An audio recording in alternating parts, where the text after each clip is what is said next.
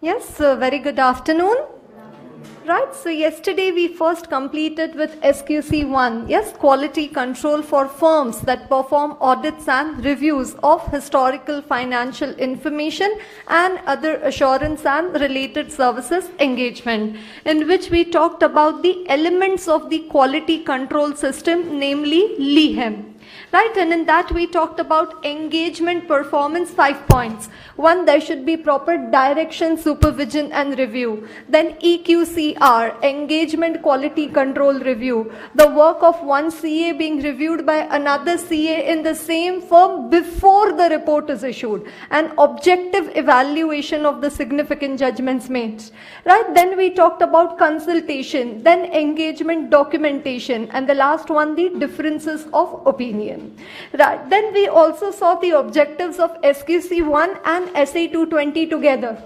SQC1 objectives that the firm complies with the professional standards and legal regulatory requirements. The firm's reports issued are appropriate in the circumstances. And SA220, what are the two objectives? The audit complies with the professional standards and the legal regulatory requirements. The auditor's report issued is appropriate. Auditing. And then after that we started with SA 210, which is on agreeing the terms of audit engagement. The engagement letter being issued by the auditor to the client.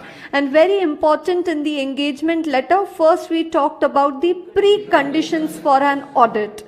Right, preconditions. Management, only if you accept these conditions we are coming for the audit, otherwise we are not. In those preconditions, one, we had the main precondition, the acceptability of the AFRF, which is being used by the management in the preparation of the financial statements, and whether the AFRF is acceptable to the auditor. So if an Indian company is preparing financial statements as per Accounting Standard Schedule 3, then that is an AFRF, which is acceptable to the auditor. And once the AFRF is acceptable, then 5 other preconditions. Okay, management's responsibility, preparation and presentation of financial statements in accordance with the AFRF, design, implementation and maintenance of internal financial controls, then to provide the auditor with all information of which the management is aware and which is relevant for the audit. Any additional information which the auditor would require from management, those charged with governance, and unrestricted access to persons within the entity from whom the auditor considers it necessary to obtain audit evidence. Right, so those were the preconditions. After the preconditions, we talked about the contents of the engagement letter divided under 3. The principal contents, the additional matters, and the when relevant additional matters. Principal contents, the objective and scope, the responsibilities of the auditor, the responsibilities of the management, the identification of the AFRF, and the anticipated or the expected form and content of the report. Then when the relevant additional matters, arrangements concerning the involvement of the branch auditors, internal auditors, auditors expert, predecessor auditor, auditors liability, working papers and any further agreements. And additional matters in the engagement letter, elaborate on the scope of audit, unavoidable risk that some material misstatements may not be detected, composition of the audit team, audit planning. Then auditor will require written representations. Management will inform the auditor of subsequent events. They will provide the auditor with the draft financial statements and other information.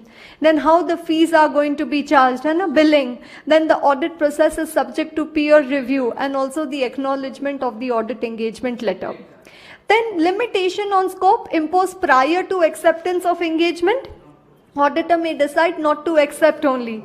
After acceptance of engagement, management is telling from tomorrow don't ask any information regarding inventory.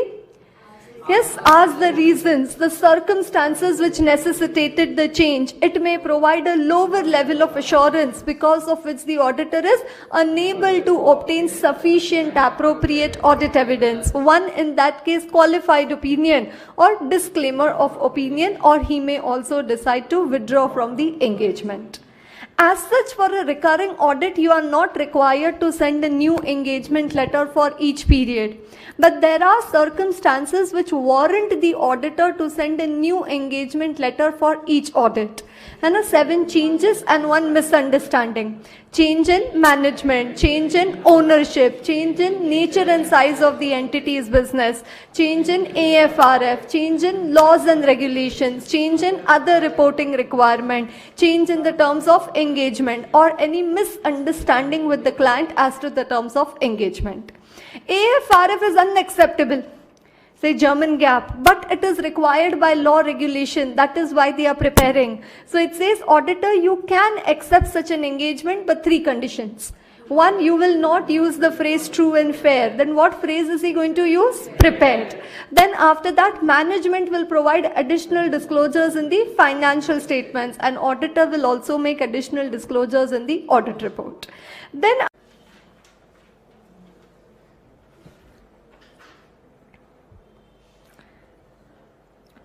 then after that we studied Essay 230, which was on audit documentation. What is audit documentation? A record of the audit procedures performed, the evidence obtained, and the conclusions reached. Then we talked about the first question in that essay, the nature and purpose of audit documentation. Okay, why audit file should be made in an audit. So main purpose is served by audit documentation, basis for conclusion that the overall objective of the audit has been achieved, and that the audit has been planned and performed in accordance with the standards and legal regulatory requirements. An additional purpose is served by audit documentation, assist the engagement team to plan and perform the audit, to direct, supervise and review the work done, accountability for work done, record of reference for future audits, quality control reviews and inspections, and external inspections as required by legal regulatory requirements. Then we talked about the form, content and extent of audit documentation. And 7 points in the form, content and extent of audit documentation. The audit file should describe what were the audit procedures performed, evidence obtained, conclusions reached, matters communicated to TCWG, any departure from any essay, any new audit report issued in exceptional circumstances, and any inconsistent other information. And then we talked about the factors affecting the form, content and extent of audit documentation, means the factors affecting the file size. Okay, when will your audit file become fatter? So when your client is fatter. The size and complexity of the entity, the risks of material misstatement, we said go. Risks of material misstatement, the procedures performed, the evidence obtained, the conclusions reached, the exceptions identified, and also the audit methodology and the tools used. Then working papers, we said OPC. You remember OPC? Objective Procedure Conclusion. Objective Procedure Conclusion. We saw one working paper of debtors also. So tests performed, the information obtained, the conclusions reached, all is to be given in the working papers. And then we talked about the ACM, the Audit Completion Memorandum. It is a summary of all the significant matters identified during the audit, that is the cream, how they were addressed.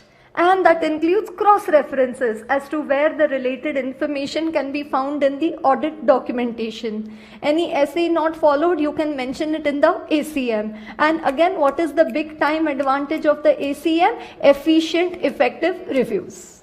And audit documentation is whose property? It is the property of the auditor. At his discretion, he may make portions of or extracts from his working papers available to the clients. Yes, and confidentiality, not to disclose the secrets of the client unless required by law or taken prior consent of the client for the same. So there was one 3-mark question asked in the exam. Should auditor provide information to the regulators and third parties? So one, what did we say? As per Chartered Accountants Act, you're not supposed to breach confidentiality. Second, also as per SA 200, you need to comply with confidentiality requirement. Third, we said as per SQC 1, audit documentation is the property of the auditor. And fourth, we said SA 230, additional purposes served by audit documentation, external inspections as required by legal regulatory requirements. So what does it say? The auditor may provide access to his... Yes, a very good afternoon. Right, so we completed with SA 240, the auditor's responsibilities relating to fraud in an audit of financial statements. Right, so an exclusive standard only talking about the audit procedures in relation to fraud. Right, and as per SA 240, there are two types of fraud.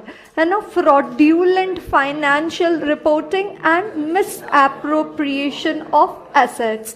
Right, and then fraud risk factors is equal to events, conditions or situations which provide an incentive, pressure, or which put an opportunity, provide an opportunity to commit a fraud. And then we also said clause 10 of CARO 2016. Any fraud on or by the company by its officers or employee noticed or reported during the year. And then 143.12, duty to report the fraud to central government. And then we also said management override of controls is equal to JV testing. And then we talked about the risk assessment procedures and the responses in SA 240. Right, risk assessment procedures, they were IIAFRF, inquiries of management and others within the entity, inquiries of TCWG, analytical procedures, and the evaluation of the fraud risk factors. Inquiries of management, have they done the risk assessment due to fraud? What are the responses of the management to the risk assessed? What communication has the management done with TCWG regarding fraud? What communication with the employees regarding the unethical behavior of the employees? And also the communication, the inquiries with the internal auditors. Then TCWG, do they have knowledge of any fraud, and also how are they supervising the management process? Then analytical procedures, wherever it is unusual fluctuation, again it could be an RMM due to fraud, and then you need to do the evaluation of the fraud risk factors, again which have been first divided under the two types of fraud: fraudulent financial reporting and misappropriation of assets. Under fraudulent financial reporting, we said management characteristics and influence over the control environment, industry conditions, operating characteristics and financial stability. So rather the indications of going concern. Financial indications, operating indications of going concern. And then over here we said attitudes and rationalizations, pressures and incentives, and opportunities to commit a fraud. Right? Then after that, whatever risk we assess in SA 240 is called as fraud risk. And to presume fraud risk in SA 240, one, revenue recognition, and second, MOC, management override of controls. And then what are the responses of the auditor? More of an attitude of professional skepticism, more experienced staff, increased evaluation of accounting principles and practices, and more sensitivity to the possibility of management override of controls. Yes, it says this risk is nevertheless present in all entities. It may only vary from entity to entity. So as an auditor, we need to make inquiries of the management, inquiries of those individuals who are passing these journal entries into the system. Then test check journal entries at the end of the period as well as throughout the period. Also check the amount. The amount over here is going to be an estimate, and estimates means there could be management bias, and that we audit it in accordance with SA 540. And then in the audit procedures, we discuss firstly, secondly, thirdly, and finally. Firstly, to check whether the financial statements are materially misstated due to fraud, and also whether the audit risk requires revision, revision of the assessment of audit risk. Second, the impact of the fraud on the financial statements and the auditor's report. Thirdly, communicate to management TCWG. And finally, this will also impact the reliability of the written representations obtained as per SA 580. And then towards the end of the answer, you have to write 10-12. Clause 10 of CARO 2016 and section of the standards. See, anyways, you don't have an option, so you better enjoy. Okay. Yes, anyways, you have to study, so better be happy and study. Okay, right. So yesterday we started with SA 250 and a consideration of laws and regulations in an audit of financial statements. For the purpose of SA 250, the laws and regulations have been divided under two. One, those laws and regulations which have a direct effect, right? Like example, Income Tax Act. And second, the other laws and regulations which may have a material effect on the financial statements in case of non-compliance. Example, environmental laws, labor laws. As an auditor, for direct laws and regulations, you need to obtain the sufficient appropriate audit evidence. And for the other laws and regulations, you need to perform the specified audit procedures. That was the objective of the essay. Then we talked about the audit procedures. I told you first point, Shivaji Maharaj sit on the horse.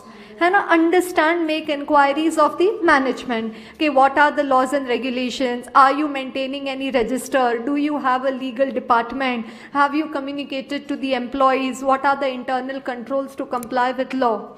Then after that, second point, obtain sufficient appropriate evidence for laws and regulations which have a direct effect.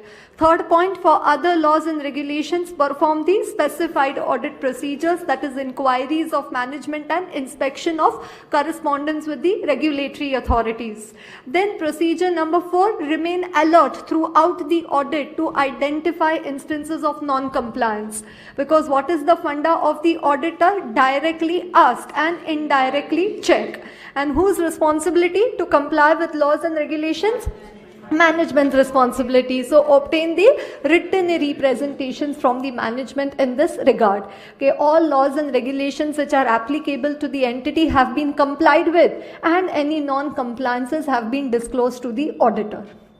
Right. Then after that, by performing these procedures, if you come across a non-compliance, first you need to check the effect of the non-compliance on the financial statements. One, it may affect the going concern. Second, it may affect the true and fair view. Third, it may require a disclosure, or it may lead to fines, penalties, damages, litigations or so.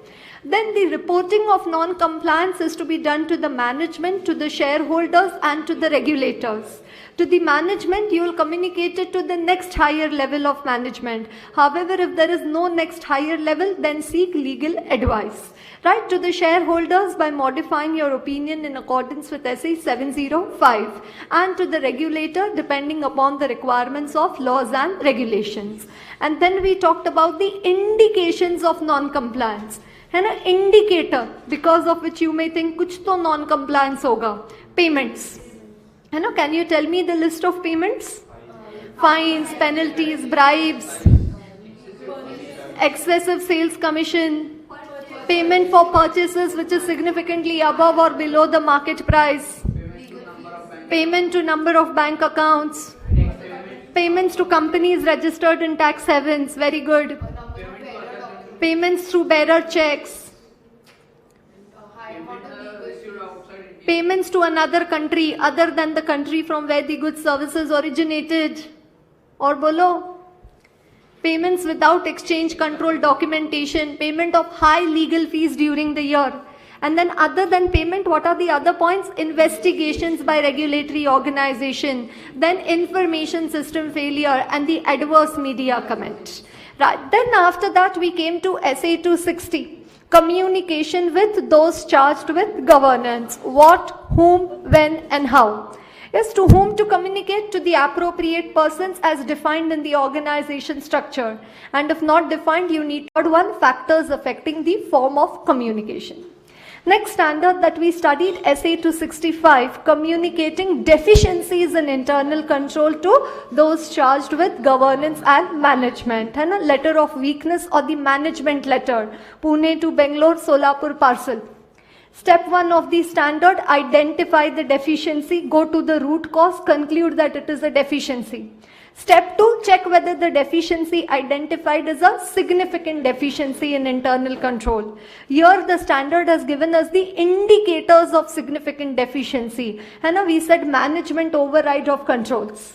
Like management fraud, transactions in which management is financially interested, not appropriately scrutinized, inappropriate remedial action, management's inability to oversee preparation of financial statements. Then no risk assessment process, ineffective risk assessment process, ineffective responses to address such risks. Misstatements detected by the auditor and prior period items coming in the current period financial statements. Then after that, we said communicate in writing to TCWG and communicate to the management on a timely basis. At such a point of time, TCWG can discharge their oversight responsibilities. So listed entities before approval of financial statements, other entities you can also communicate at a later date. And what are the contents of the report? UPDSL. What is UPDSL? The users.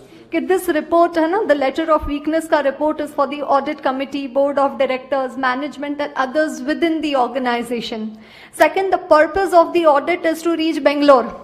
To express an opinion on the financial statements, the description of the deficiencies and their potential effect. Then sufficient information so that the users can understand the context of your communication, and limited to those deficiencies that have been identified during the audit according to the auditor, which merit the attention of the other points: investigations by regulatory organization, then information system failure and the adverse media comment. Right. Then after that we came to SA 260. Communication with those charged with governance. What, whom, when and how. Yes, to whom to communicate? To the appropriate persons as defined in the organization structure. And if not defined, you need to have an agreement with the client. What to communicate? TCWG is equal to IFRS. Auditor's independence, significant findings from the audit, auditor's responsibilities in relation to the financial statement audit, and the planned scope and timing of the audit. In the significant findings from the audit, we have 5 points. One, significant qualitative aspects of the entity's accounting practices, including policies, estimates and disclosures. Second one, significant difficulties encountered in performing the audit. You remember, unavailability of expected information, unexpected effort required, unwillingness of management to do the assessment of going concern. Then, yes, unnecessarily brief time given for the completion of the audit. Then significant delays in management providing information and restrictions on the scope imposed by the management. Then after that, third point, unless TCWG are also involved in managing the entity, the significant matters and written representations the auditor is requesting. Under significant matters, we have 5 matters: A, B, C, D, E. The appointment of the auditor, then the accounting practices, the fees, the other services, then the changes in the business conditions, then the consultations taken by the management of other accountants, then disagreements with the management regarding any accounting treatment or so, and any significant events or transactions of the entity. Then after that, after significant difficulties, then what was unless TCWG are also involved in managing the entity. Then what was the 4th point in significant findings? Circumstances that may affect the form and content of the report. And the last one, any other matters, which in the auditor's professional judgment should be communicated to TCWG. Right. Then after that, we said factors affecting the form of communication. Whether to communicate in writing, whether to communicate orally, whether to communicate in detail or in summarized form, structured or unstructured manner. Yes, what does it depends on? Whether that matter to be communicated to TCWG, is it also a key audit matter? Whether the matter has already been resolved, whether the management has communicated the matter, then the size, structure of the entity, the control environment, the legal regulatory requirements, then any special purpose financial statements are also being prepared, the expectations of TCWG, the ongoing dialogue between the auditor and TCWG, and changes in the membership of the governing body in the organization. Right, that was factors affecting the form of communication. I told you 260 revised standard 1st April 2017. So more questions expected in your exams. And 2 questions. 1, significant difficulties encountered. Next, significant matters identified during the audit. And third one, factors affecting the form of communication. Next standard that we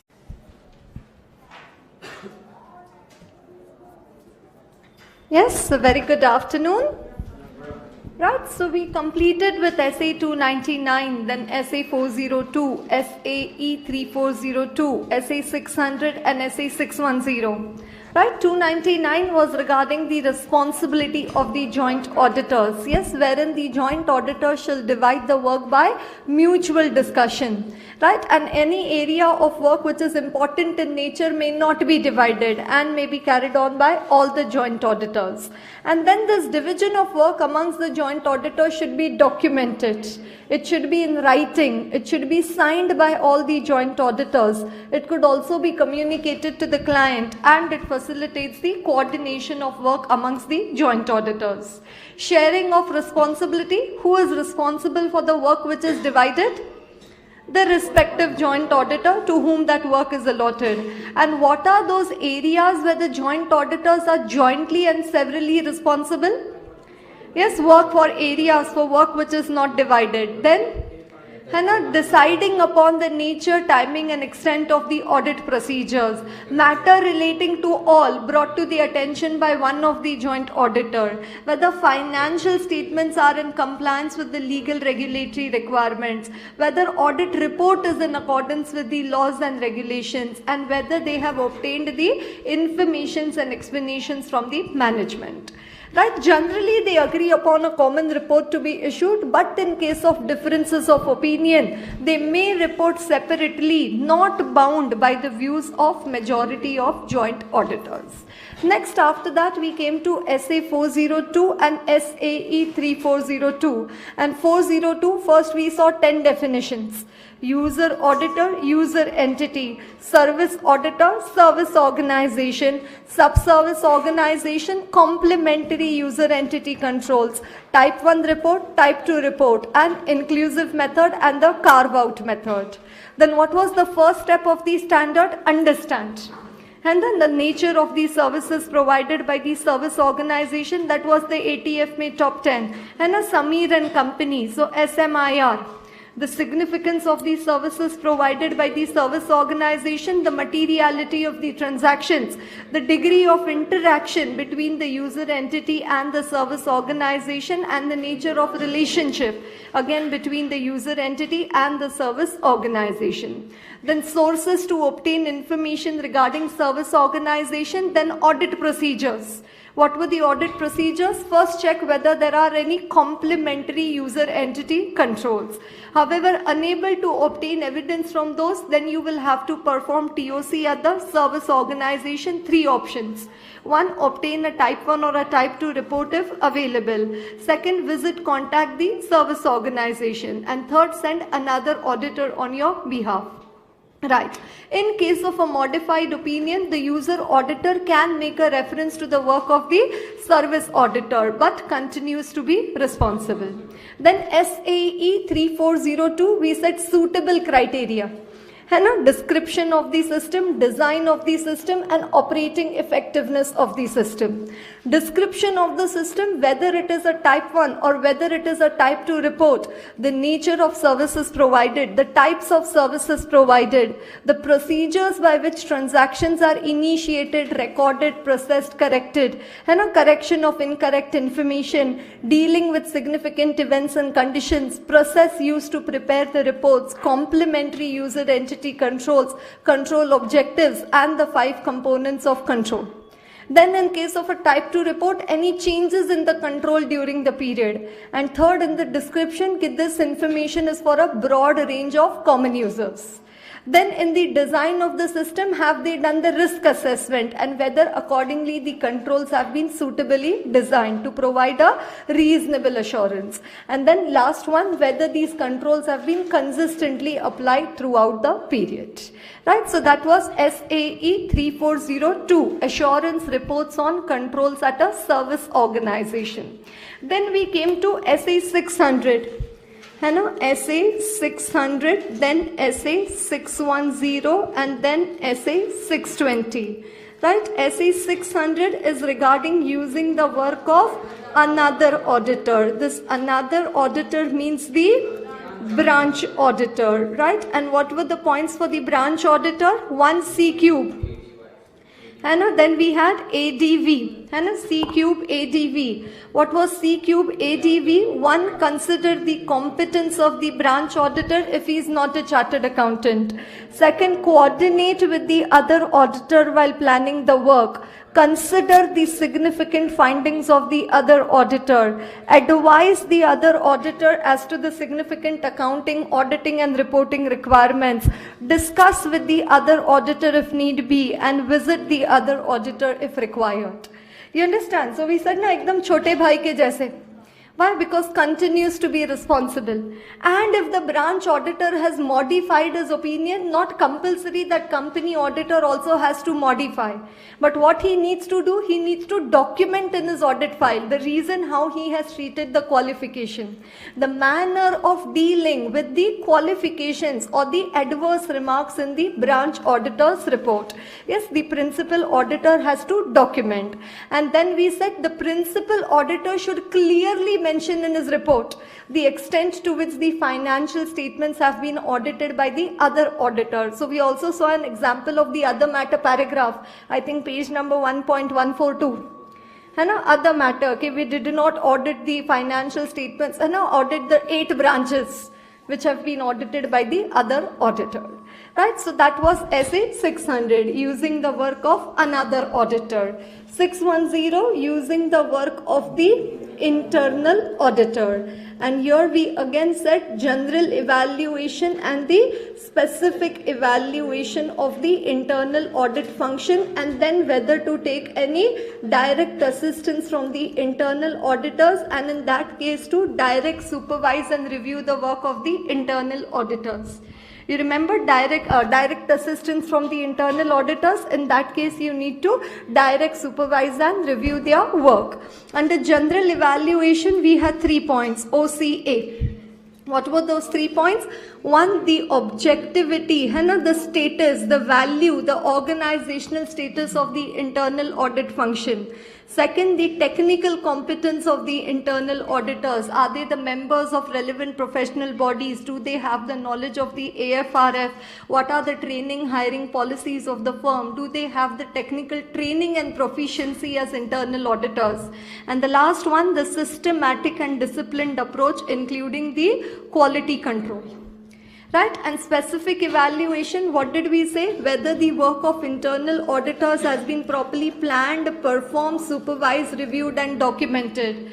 Whether sufficient, appropriate evidence has been obtained by the internal auditors, and the conclusions reached have been supported by the work performed. Conclusions reached have been supported by the work performed. Right, so that was regarding the specific evaluation. Say specifically, I want to see what work the internal auditors have done with respect to expenditure. So that's the specific evaluation. And then we also talked about the direct assistance. On what basis do you decide whether to take direct assistance from the internal auditors? One, the judgment involved, the risks of material misstatement, then the objectivity, then the competence of the internal auditors, and also the organizational status of the internal auditors. Right, so this is up to what we had completed in the last class.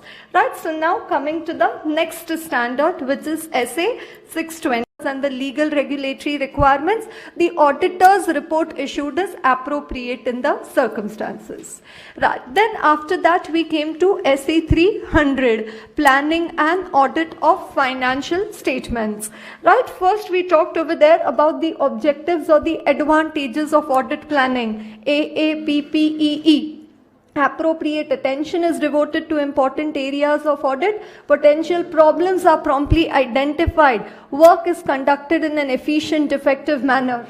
Then after that, proper DSR of the work. Then also it talked about coordination with the other auditors and experts and the selection of the engagement team members.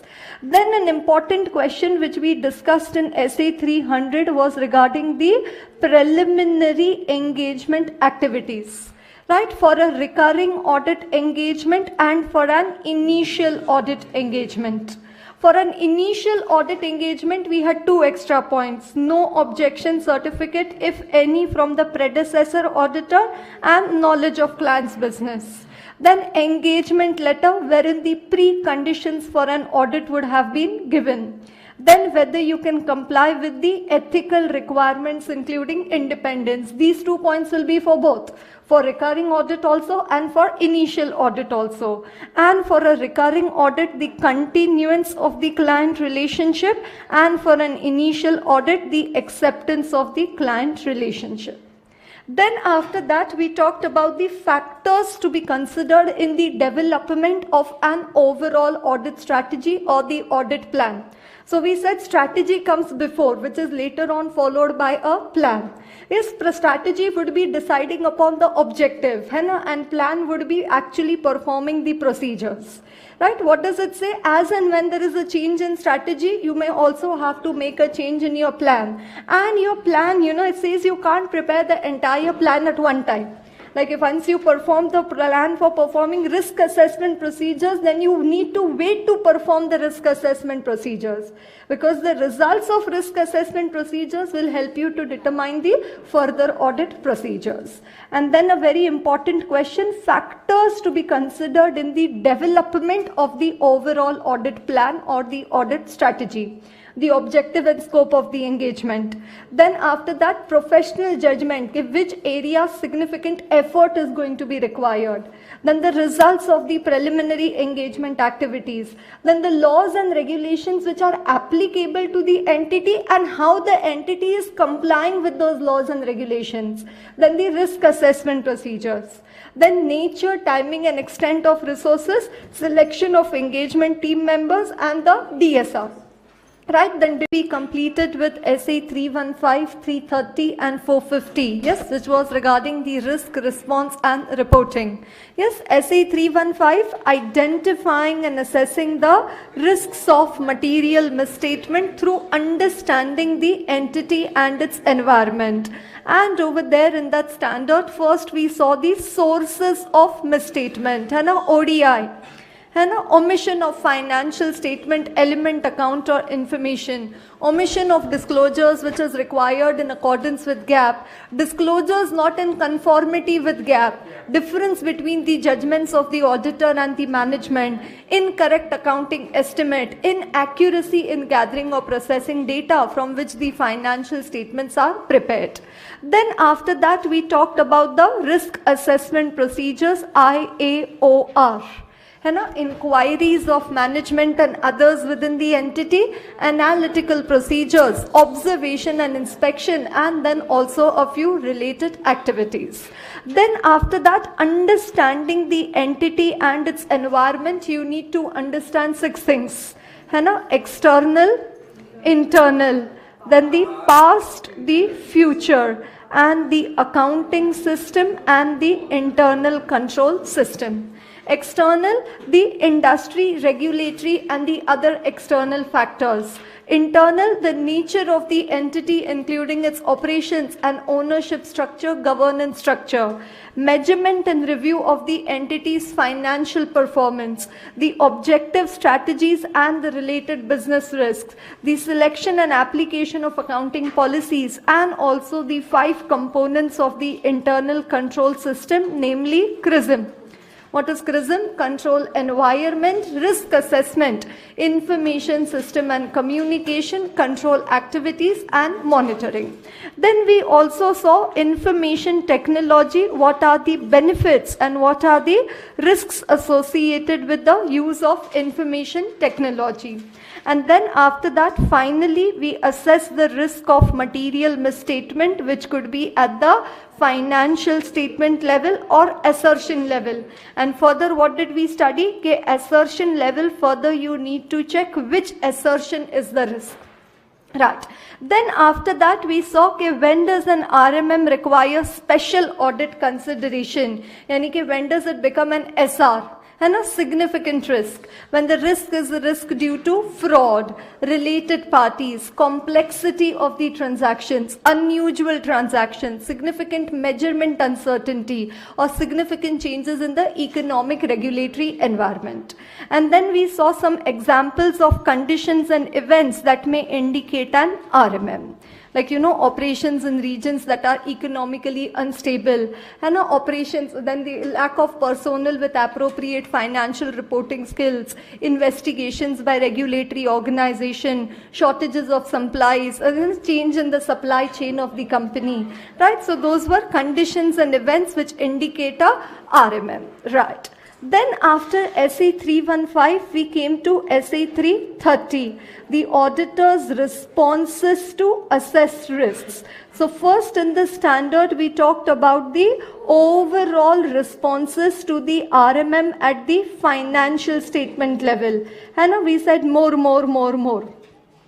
And more of an attitude of professional skepticism, more experienced staff, more supervision, more using work of an expert, more extensive audit evidence, more persuasive audit evidence, more number of locations to be covered, more of an element of surprise in the audit, more procedures at the period end date rather than at an interim date.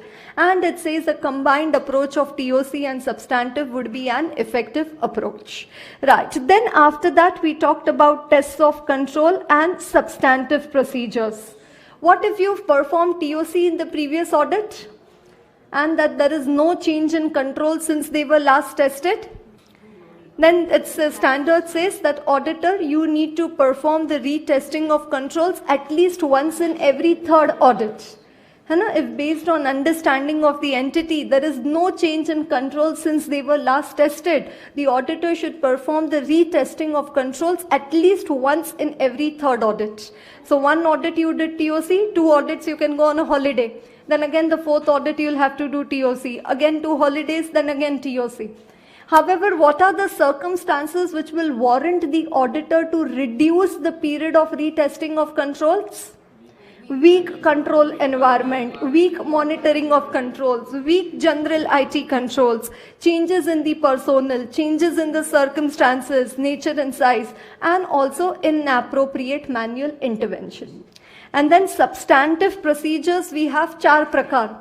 You understand, no? Test of details, substantive, analytical, agreeing the financial statements to the underlying records, and examining material journal entries. And what was the first line in substantive procedures? Irrespective of the assessed RMM, the auditor shall design and perform substantive procedures for each material class of transaction, account balance, presentation, and disclosure. Right, so substantive procedures, and why are we performing? To obtain the sufficient appropriate audit evidence. What if you don't get the sufficient appropriate audit evidence? Then attempt to obtain further evidence by performing alternative procedures. What if you still don't get the evidence? Then qualified opinion or a disclaimer of opinion. Right, then in SA 330, they have also described what do you mean by nature, timing and extent of audit procedures. कि कैसे check करना है, कब check करना है और कितना check करना है. Right, then we came to the last in the series, SA 450, which was regarding evaluation of misstatements identified during the audit. Identified misstatements, uncorrected misstatements, corrected misstatements, factual misstatements, judgmental misstatements, and projected misstatements.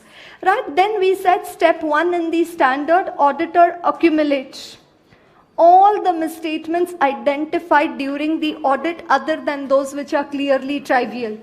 Then for these identified misstatements, you need to check whether the revision of the overall audit strategy is necessary.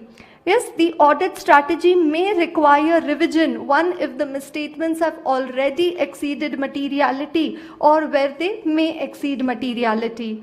Then identified misstatements, CMC. Communicate to management and request to correct. Now what is there with you? Uncorrected misstatements. Now for uncorrected misstatements, you shall reassess materiality. But while reassessing materiality, not only to consider the uncorrected misstatements related to the current year, but also those related to the previous year or years. Then uncorrected misstatements, CMC, communicate to management, request to correct. And if they don't agree, written representations from the management, communicate to those charged with governance and modify opinion in accordance with SA 705. Right. Yes, so yesterday this was the risk-based audit approach which we discussed. This is the risk-based audit approach. Risk, response and reporting, 315, 330, 450. Three best friends together. These are the three standards which we discussed yesterday. And then 450, I had discussed one more question with you. Circumstances due to which misstatement could be evaluated as material. We said all examples of qualitative material misstatement. It affects the ratios, it affects the debt covenants, it affects the regulatory requirement, it affects the segment information. Right? So those were all examples. Combination of materiality, involvement of experts, involvement of other auditors, and also the nature, timing and extent of the audit procedures. Then after this standard, we came to SA 320, materiality in planning and performing an audit. Right? The concept of materiality, any item or information which might influence the decision making of the users. So for the auditor, it is a matter of auditor's perception. It is his professional judgment regarding what would be that amount which might influence the decision making of the users. Materiality can be set for overall financial information as well as for individual account balances. Materiality is both quantitative as well as qualitative in nature. Some items which individually may not be material, but the aggregate may be material. Performance materiality. And then sometimes even these statutory provisions contain an element of materiality. Right. Then we said performance materiality, an amount set by the auditor below materiality in order to reduce to an appropriately low level the probability that the aggregate of uncorrected plus undetected misstatements could exceed materiality. छोटा छोटा छोटा मिलके मोटा aggregate of individually immaterial misstatements may exceed materiality. This is a risk in the audit. And to mitigate this risk in the audit, the auditor sets one more level of materiality below materiality, which is called as performance materiality. Yes, it is also nothing but tolerable misstatement, as will be discussed in SA 530. Then we said there is an inverse relationship between materiality and audit risk. And for the determination of materiality, the auditor uses the concept of benchmarking. Yes, you need to select an appropriate benchmark from the financial information. To that chosen benchmark, you need to apply a percentage. And whatever is the resulting amount, that is going to be materiality. Factors to be considered in the identification of an appropriate benchmark, Venus. Right? The volatility of the benchmark, the elements of the financial information, the nature of the entity, the needs of the users, and the financial structure of the entity. Right? Then after that, revision of materiality as the audit progresses, yes. Yes, can the auditor revise materiality as the audit progresses? Yes, whenever there is a change in circumstances, changes in the auditor's understanding, any new information, any additional information. And then one more point we said, so that to check more samples, an auditor initially sets a lower level of materiality. And then when the time comes for evaluating the results, he increases the amount of materiality. Right, so that was SA 320, materiality in planning and performing an audit. So this standard, they made reference to three things, no? Three essays. One, SA 320 is talking about materiality in planning and performing an audit. Then SA 450 is talking about materiality while doing the evaluation of the identified and uncorrected misstatements in the audit.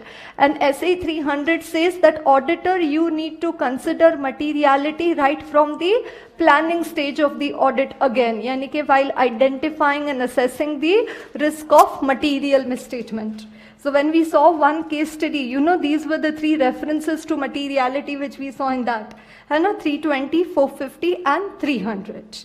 Then after that we came to, so you can just put this chart over there in your books, on a post-it or something near 320, so that again and again when you go through it, you'll remember.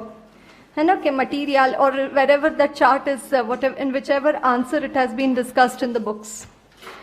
Right, so 320, then 450 and then 300. SA 320, materiality reference. Materiality in planning and performing an audit.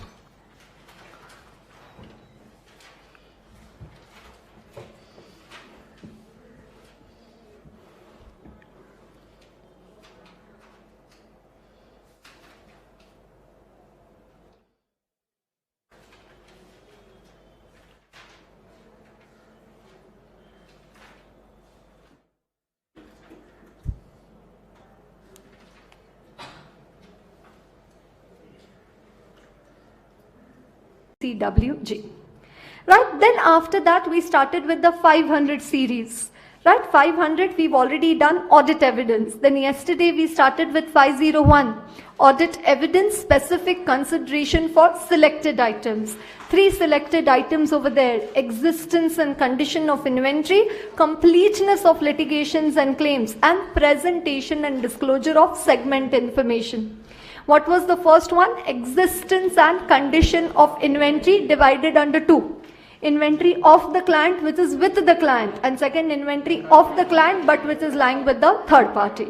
Inventory with the client: attend the physical verification count being conducted by the management at the year-end date unless impracticable. And do what? Evaluate management's instructions, observe the count procedures, inspect the inventory, re-perform test counts, and also reconcile with the actual inventory records. Not possible on year-end date, attend on some alternative date and additionally check for the intervening transactions. Yes, not possible to attend inventory count even on year-end date or an alternative date, then in that case you need to perform the alternative audit procedures. Still you are unable to obtain sufficient appropriate audit evidence, then modify opinion in accordance with SA 705. This part of the answer we have already marked it as ATFA top 10. Yes, very important. Second one, inventory lying with the third party, confirmation from the third party. You go and do the inspection of inventory lying with the third party. Send another auditor on your behalf. Obtain the third party auditor's report. Inspect the documentation regarding the movement of goods. And again, where inventory has been given as a collateral, you can obtain a confirmation from the third party. Second one, completeness of litigations and claims corresponding to AS 29. Provisions, contingent liabilities. Completeness matlab what? All. Whether all litigations and claims which should have been accounted for or disclosed, whether they have been accounted for or disclosed. Matlab it could be provision or it could be a contingent liability. Step 1, Shivaji Maharaj, sit on the horse, understand, make inquiries of the management. What is the funda of the auditor? Directly ask, indirectly check. So indirectly review the legal expenses account, inspect the minutes of the meeting, and also obtain the written representations from the management. These are normal audit procedures when completeness of litigations and claims has not been identified or assessed as an RMM. These are 2 gulab jamun procedures. These are 2 procedures. Then when it has been identified as an RMM, then what are the additional procedures which you need to perform? Right, direct communication with the lawyers. Direct communication with the lawyers. Not possible, then send letter of inquiry prepared by the management. Right, when you check for completeness, you are bound to check for valuation and measurement in accordance with SA 540, accounting estimates. Management law prohibits you from obtaining the information, perform alternative procedures. Still you are unable to obtain evidence, then modify opinion in accordance with SA 705. So in the exam, when any question is asked regarding audit of provisions, In that answer also 3 points compulsorily have to come. Legal expenses account, minutes of the meeting, and communication with lawyers. Pakka, these 3 points have to come. Legal expenses account, minutes of the meeting, and direct communication with the lawyers. Right, so this is up to what we have already completed yesterday.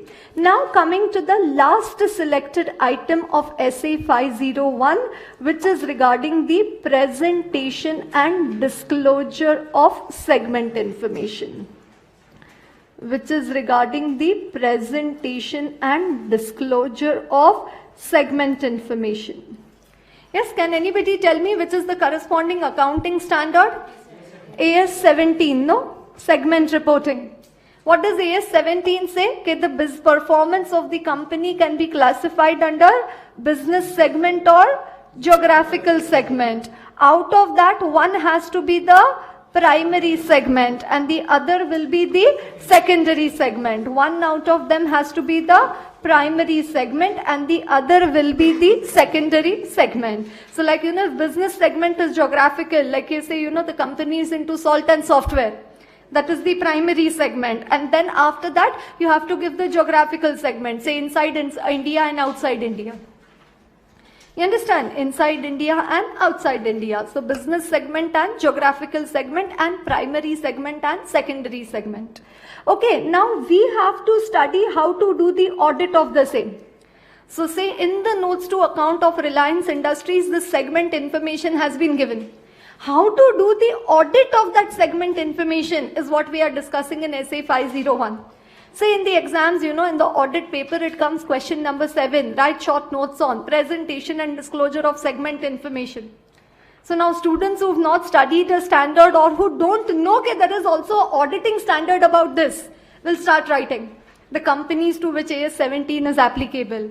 Then how do you identify the segments? Then they have to write segment income, segment expense, segment profit, segment asset, segment liability, unallocable income and expense. And you have to write all that. Then they'll write business segment, geographical segment, primary segment, secondary segment. 1.5 page answer they will write. And then after coming out from the exam hall, I don't know why, but they still do that analysis, okay, how much they will get. You understand? So now when they do this analysis, they think, presentation and disclosure of segment information, 1.5 page answer, everything I've written perfect. However bad examiner checks my paper, 2 marks to nowhere. 2 marks to aankh band karke. But this much to I am going to get in that. Okay, and by doing all this 2 mark, 1 mark, 3 mark, 4 mark, somehow you manage to bring the total at 45 and just make yourself happy. Yes, audit clear this time. Understand? And then when you see the paper, the result, okay, that time you see 32. And then you start cursing, I see AI. You understand, it is like this only and whatever. Okay, but then that's what the difference, between what is asked and what has been written. And they have asked you, how will you do the audit of segment information? You have written what is segment information. So certainly you are not going to get marks. You understand? So now presentation and disclosure of segment information, whose responsibility? Management's responsibility. So procedure number 1, understand. Make inquiries of the management. So go to the management and ask them, management, the segment information which is given in the notes, please tell us how have you prepared this segment information. So they say, Arey CA, this time, we had no time only to prepare segment. So what we did, this time, new idea. What is the new idea that they have made? April to March, 12 months. So they say 12 months ka 12 segments. We've shown April ka revenue, April ka revenue, May ka revenue, June, July, August, September. CA says, abhi to thoda time ho gaya hai meko CA ban ke, matlab abhi it's been a time that since I've studied AS 17, but last what I remember of AS 17 is something called as business segment, geographical segment, primary and secondary. I don't know whether AS 17 has been modified to include time segments also. So you've understood the method, what they are giving, month-wise segments. Now, is this segment information in accordance with the AFRF? No. Is their method in accordance with the AFRF? No. So second thing, once you've understood their method, you need to check whether the method is in accordance with the AFRF. Here, what is the relevant AFRF? AS 17. And you need to check, have they complied with the requirement of AS 17? So whether the method is in accordance with the AFRF. So they've explained you the method. Okay, this is how we prepare segment information. So that is only design. This is how we prepare. But actually, have you prepared using that method? Yani ke second one, test the application of the method. Otherwise, design is there, but there is no implementation. है ना, method बताते वक्त ये बताया, but actually calculate करते वक्त some other, है ना, एक्चुअली प्रिपेयर करते वक्त some another method. So understand the method, then check whether the method is in accordance with the AFRF, then test the application of the method. And the last one, you can also perform some analytical procedures for the segment information. I think I have given you this example. It affects the segment information, salt and software. है ना, salt का revenue went in software and software का revenue came in salt, but total revenue was proper. I told you, na, last year salt ka revenue 300 crore, this year salt ka revenue 3000 crore. Last year software revenue 2700 crore, this year software revenue 400 crore. You understand now? So what has happened? Swapping error, na, transposition error, what you call. Software ka revenue has come in salt and salt ka revenue has gone in software. So that is why this, when you will come to know when you perform analytical for the segment, क्योंकि total level पे तो दोनों tally होने वाला है. This is 3000 crore and this is 3400 crore. Total is बराबर. So what does it also say? You need to perform the analytical procedures for the segment information, right? And these are the audit procedures which you need to perform for the segment. Yes, presentation and disclosure of segment information. Does everybody get that? Okay, so that completes SA 501, and I've already seen the question bank yesterday only with you. And in the question bank you've seen they are only asking questions regarding existence and condition of inventory with the client. Attend the physical verification count. Right, so it would be AS 17. Then test the application of the method. And last one, perform certain analytical procedures for the segment information.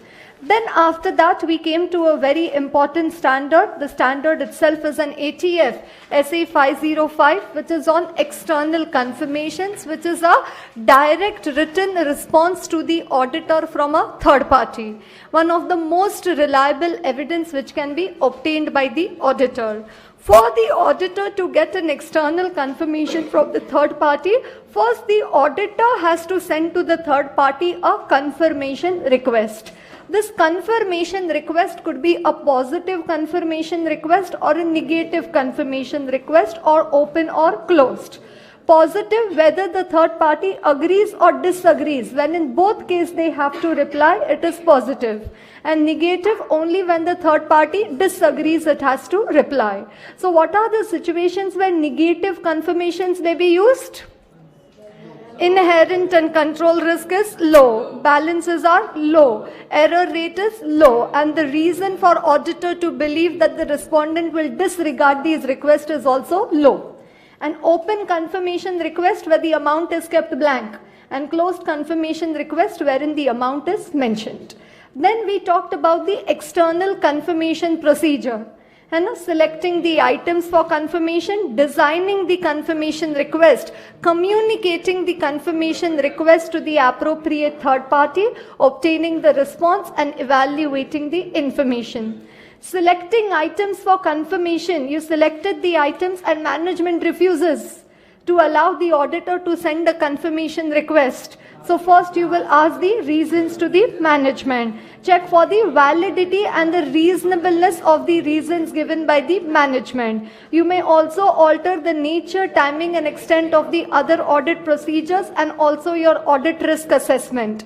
Then you will perform alternative procedures to obtain the sufficient appropriate audit evidence. And if you are unable to obtain the evidence, or if you think that the reasons given by the management are unreasonable, then you may modify your opinion in accordance with SA 705. One of the common requests, common reason which is given by the management why they refuse to send a confirmation request is that an untimely confirmation request may aggravate the sensitive negotiation between the client and the third party. The untimely confirmation request may aggravate the sensitive negotiation between the client and the third party. Then factors to be considered in designing the confirmation request, FRENA. The form of confirmation request, conditions likely to affect the reliability of the information, the intended respondent, then the prior experience for similar prior periods. Then after that, the nature of information being confirmed and the assertion being addressed. And evaluating the information, the evidence obtained. Right, then evidence provided by other audit procedures, the reliability of the evidence, whether any additional evidence is needed, and also any misstatement revealed from the response received. Then after that, we came to SA 510, initial audit engagements, opening balances, where either the last year was not audited or it was audited by a predecessor auditor. Procedure number 1, auditor, you need to check whether closing balances of the preceding period, have they been correctly brought forward to the current period.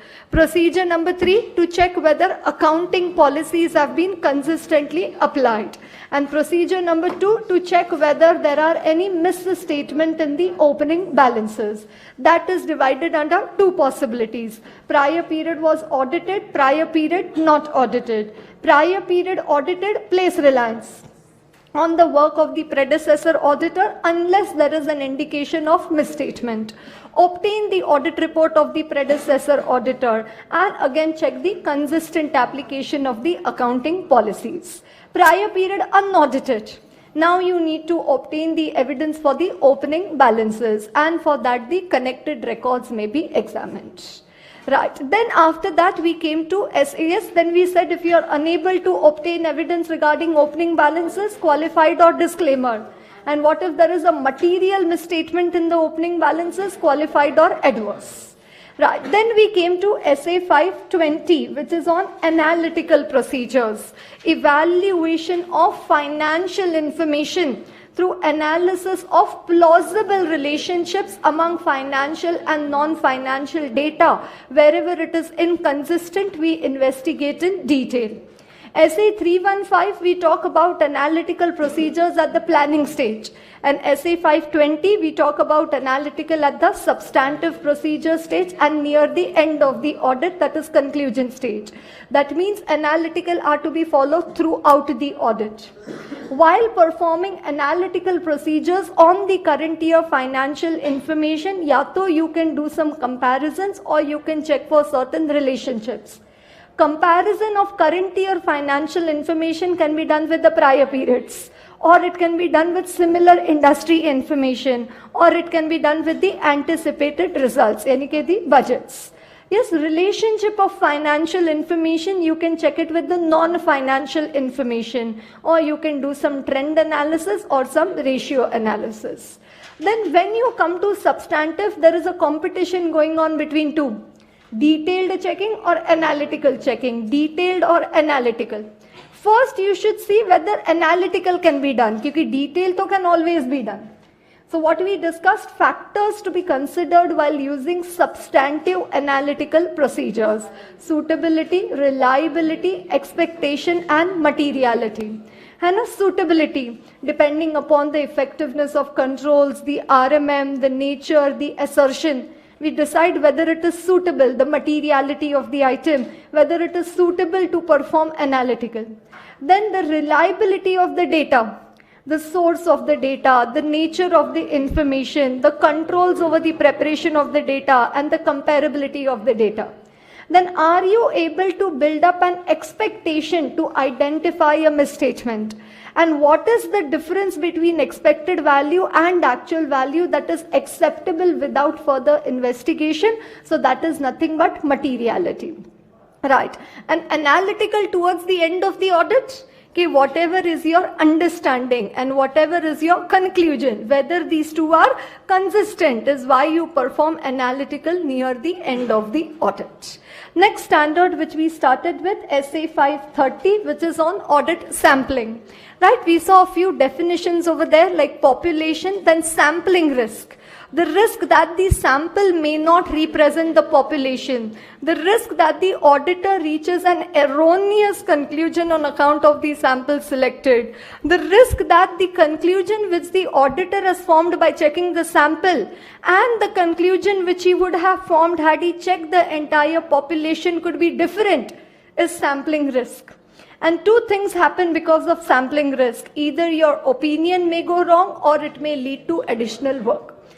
Inappropriate audit opinion, or it may lead to additional work. We saw for both, tests of control also and test of details also.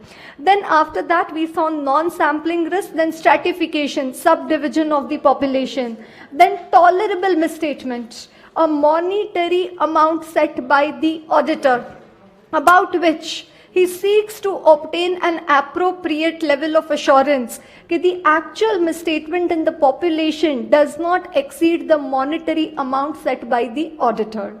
And the probability that aggregate of individually immaterial misstatements may exceed materiality. Right, so it says tolerable misstatement is nothing but the application of performance materiality as discussed in SA 320. It could be the same amount or it could be a lower amount. And then the last question which we did was steps in a sampling plan. OPC, we started with that, and I told you this question is R raised to 10, not asked so far. So first define the audit objective to which the sample relates.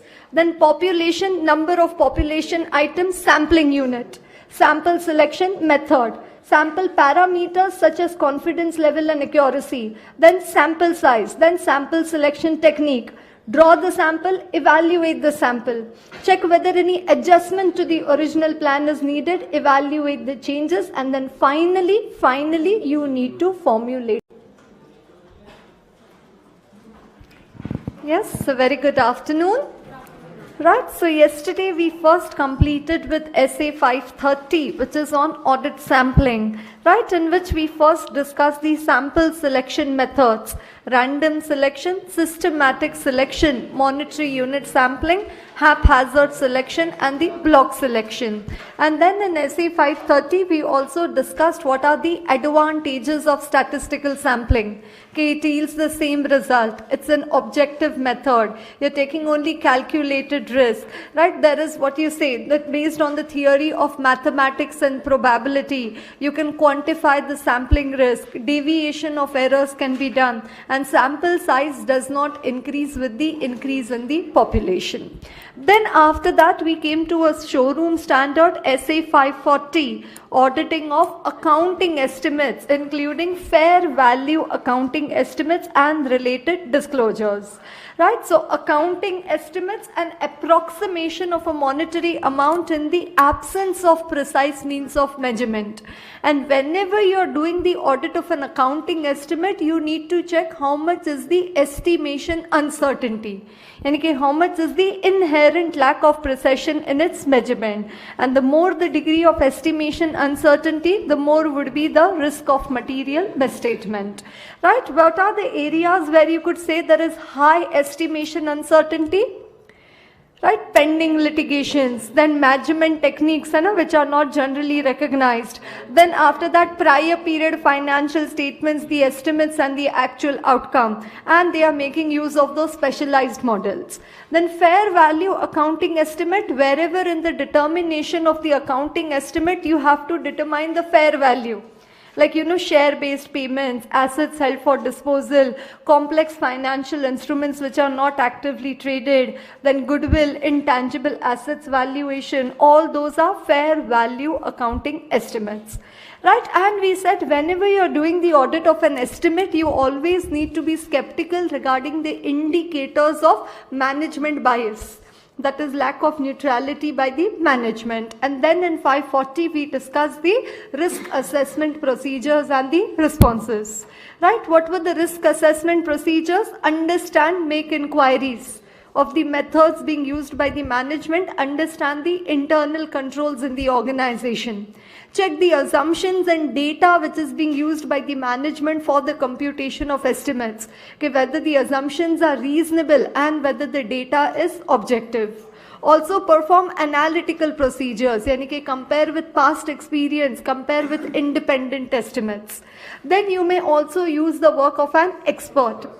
Then review the formula, check the calculations, check for any subsequent events, and also check compliance with the requirements of the AFRF.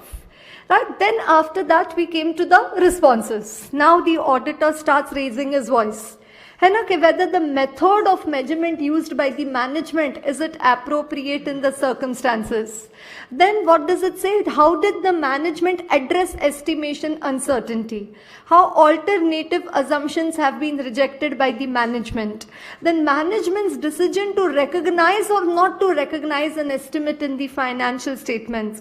Audit evidence about compliance with the AFRF, and you also need to obtain the written representations from the management.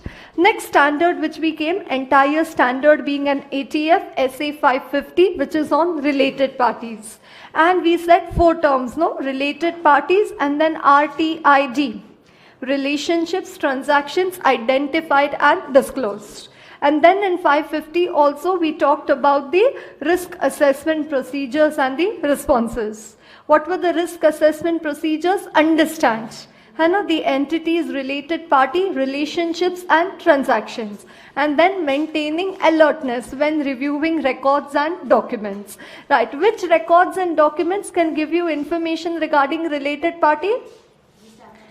Yes, the statutory registers, the minutes of the meeting, confirmations from third parties, investments made during the year, income tax returns, unusual transactions, joint ventures entered during the year, life insurance policies taken, contracts renegotiated during the year, papers filed with SEBI, prospectus. Right? These are sources and a shareholders register. Right? These are the records and documents from where you can get information regarding the related parties. And then sharing the related party information with the members of the engagement team. Then after that we talked about the responses. What was the first response of the auditor for? What was the first response of the auditor for? Unidentified, undisclosed, related party relationships and transactions. Do you remember NERP? And a newly identified related parties. So what are the audit responses or the procedures which you will follow for newly identified related parties? Promptly communicate to all members of engagement team and to the management. Then management, 2 things. To identify all the transactions with these newly identified parties, and also what is the weakness in their system. Then perform additional procedures whether there are any more such unidentified related parties. Then perform substantive procedures for these newly identified related parties. And if the auditor comes to know that the non-disclosure to the auditor was intentional, then he also needs to consider the implications on fraud in accordance with SA 240. Right. Then second response of the auditor was for related party transactions which are outside the normal course of business, ONCB, ABCD. Who authorized? Who approved entering into such a transaction outside the normal course of business, and that too with a related party? Second, what is the business rationale? Then third, whether the terms of transactions, are they consistent with the management's explanation, and whether the transaction has been accounted for and disclosed in accordance with the AFRF. Yes, do you get that? Then third response of the auditor was for related party transactions, are they the arm's length transaction? Then audit evidence about disclosures in accordance with the AFRF, that is AS 18, and again obtain the written representations from the management.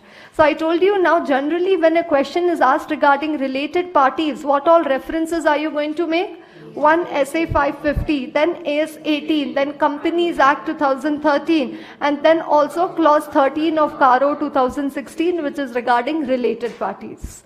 Right? Then after SA 550, we studied yesterday SA 560, which is on subsequent events.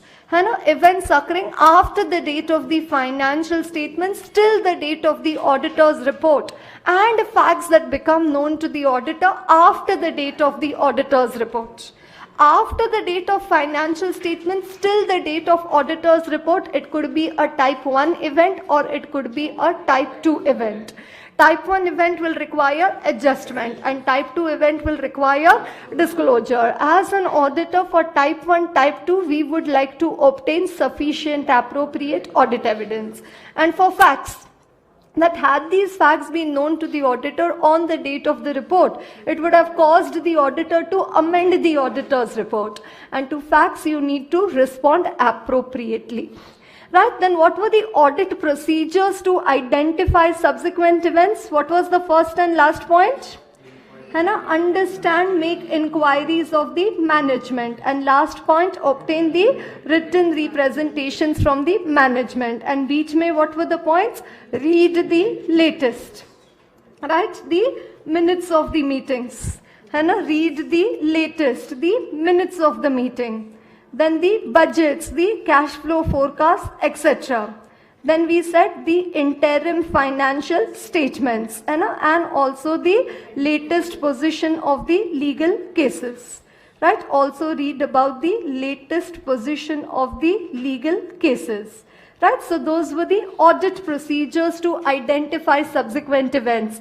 And what inquiries of the management will you do regarding subsequent events? Any assets have been destroyed, any doubt regarding the recoverability of the assets, any assets have been seized by government authorities, any assets have been disposed of, then any change in accounting policy, any major accounting entry, any change in accounting estimate, any issue of shares or debentures, and also any new borrowings and any borrowing facilities also. Right? That is inquiries of management regarding subsequent events. Subsequent events related to the branch up to the date of audit report of branch auditor's responsibility. And beyond that, they are the responsibility of the company auditor. And then facts that become known to the auditor after the date of the audit report has been further divided under two. Before the financial statements are issued and after the financial statements are issued. Before and after, in both cases, DDI. Discuss the matter with the management, determine whether the financial statements need amendment, and inquire as to how management intends to address the issue. Right? Then in both cases, two possibilities. Management amends, does not amend, management amends, management does not amend. Before, after the date of the report, but before the financial statements are issued and management amends. It's called as revision of financial statements. So what does it say? Carry out additional audit procedures restricted to that amendment. Now there will be two dates in your audit report. One, the original date, and one, the date on which you completed the additional checking. And third, in your new audit report, you will mention it in the emphasis of match a paragraph. Okay, the additional procedures are restricted to that amendment, and it's not that we've done the entire audit again. And management does not amend, then auditor should modify opinion in accordance with SA 705 and the steps to be taken by the auditor to prevent reliance on the previously issued audit report. After the date of the audit report, after the financial statements are issued, and if management amends, it's called a restatement of accounts. So carry out the audit procedures as would be required in the circumstances, and also verify the steps which have been taken by the management. And again, if management does not amend, then auditor needs to take steps to prevent reliance on the previously issued audit report. Right. Yes, so this is up to what we had completed yesterday. SA 560. Yes, a very good afternoon. Right, so yesterday we first completed with the 500 series, yes, in which we studied SA 570, which is regarding going concern, yes, a fundamental accounting assumption used in the preparation of financial statements. And what was the first sentence for the auditor, for the answer which we studied? The auditor has the responsibility to obtain sufficient appropriate audit evidence about the appropriateness of the management's use of going concern assumption in the preparation and presentation of financial statements, and whether any material uncertainty exists because of which the auditor may have a significant doubt about the entity's ability to continue as a going concern. And then we said, as there are events or conditions which cast a significant doubt on the entity's ability to continue as a going concern, it may not be able to realize its assets and discharge its liabilities in the normal course of business. As an auditor, we should ask the management to make the adequate disclosures in the financial statements and also refer to them in our audit report. However, if the management refuses to make the adequate disclosures in the financial statements, then the auditor shall issue a qualified opinion or an adverse opinion as may be appropriate. Right, so these were the three common sentences which we saw. Then after that in SA 550, first we talked about the risk assessment procedures. Make inquiries of the management. Have they performed or are they yet to perform the assessment of going concern? And also you as an auditor remain alert throughout the audit to check whether there are any events or conditions because of which you may doubt the going concern. And here we studied the financial indications, the operating indications and the other indications of going concern. Then if there is any event or condition because of which you may doubt the going concern, then in that case what are the additional procedures to be performed by the auditor when events and conditions have been identified because of which you doubt the going concern assumption? Events or conditions have been identified. So what are the additional procedures? We said all the audit procedures of SA 560, subsequent events. Read the latest minutes of the meeting, budgets, cash flow forecasts, interim financial statements, position of legal cases. All the audit procedures for subsequent events, all the inquiries of the management regarding subsequent events. Then if management has not yet performed the assessment of going concern, we shall request the management to perform the assessment. We will also check what are the future plans of the management. Yes, and also the feasibility of those plans. What could be the future plans of the management? To liquidate assets, to reduce or delay expenditure, to borrow money, to restructure debt, to increase ownership equity. Then we will also take the prospective financial information, the forecast from the client. We will also check the data, the reliability of the data, whether the assumptions are adequate. And we shall also obtain the written representations from the management. And then last one, we came to the going concern and the audit report. And a going concern assumption is appropriate, unmodified opinion. Second, going concern assumption is questionable but resolved by management explanation. Again, unmodified with a material uncertainty related to going concern paragraph. After the opinion and the basis for opinion paragraph. Going concern questionable and management disclosures also found to be inadequate, then qualified or adverse depending upon the pervasiveness. And if going concern assumption is inappropriate, in that case it would be an adverse opinion. Right, so very important standard. We've seen in the case studies, 10 questions have been there. From RTP suggested put together. Right. Then after that, and the last standard in the 500 series was SA 580, written representations, which is not a substitute for the normal audit procedures to be performed by the auditor. Then it is mainly to be used as a corroborative audit evidence, that is, it should be reasonable and consistent with the other audit evidence available. Then the person giving the representation on behalf of the management should be well informed of the matter, and where it is a matter of intention, in that case representation is the only evidence available with the auditor. Right, then we said contents of written representation. Have you fulfilled the preconditions acknowledged in the terms of engagement? And second, the representations required by the other standards on auditing. Then management's refusal to provide the written representations to the auditor, DD. Doubts regarding the integrity of the management, and second, first you will discuss the matter with the management, and second you will also have doubts regarding the integrity of the management, and as they are not giving you written representation, it may also be considered as a limitation on scope, and then modify opinion in accordance with 705. Next one, reliability of written representations. Here we said II. Doubts regarding the integrity of the ethical values, diligence of the management. You will also doubt the reliability of the written representations. And second, if whatever they have given in the representation is inconsistent with the other audit evidence available, first you will attempt to resolve the inconsistency. However, if it remains unresolved, then again you may conclude that written representations are not reliable and the impact will come on the auditor's report. Date of written representation as near as practicable but not after the date of the audit report.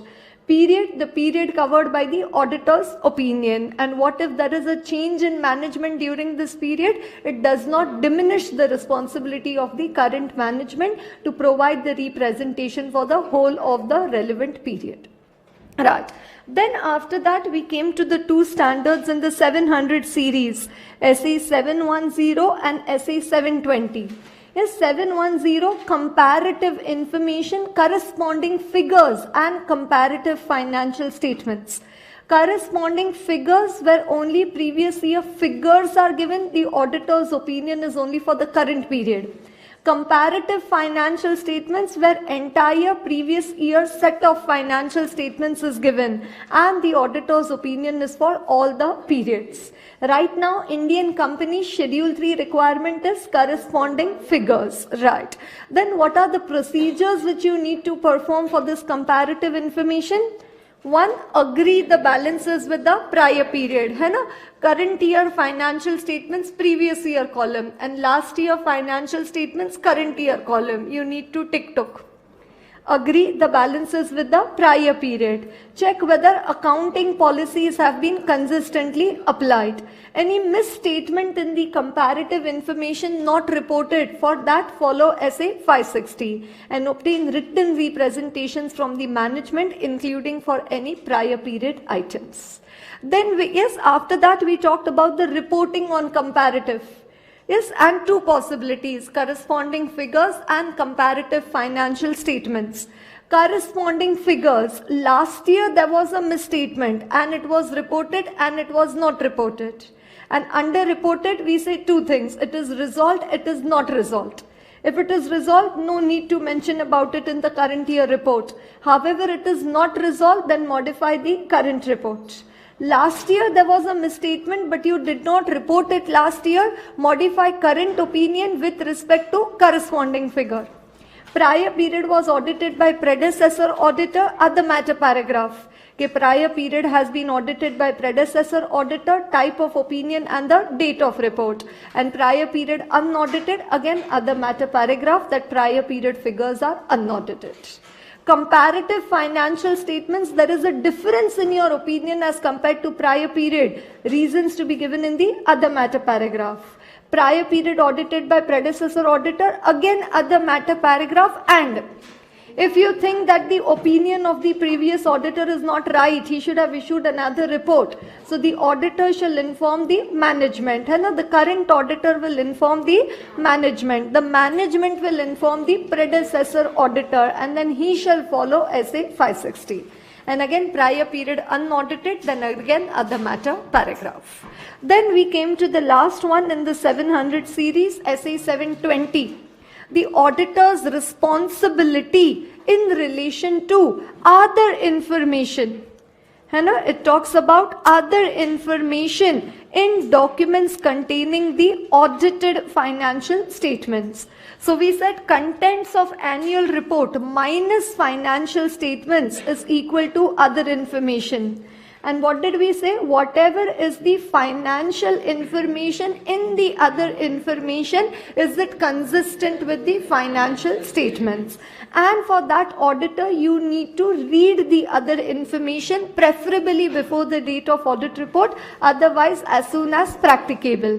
Why do you want to read it? To check the consistency. And what if there is an inconsistency? Then you need to decide what requires revision. And then we developed a chart. We read the other information before the date of the report, after the date of the report. In both cases, inconsistency identified, and in that case you need to decide what requires revision. And then two possibilities. Revision of financial statements is necessary, revision of other information is necessary. Revision of audited financial statements is necessary, revision of other information is necessary.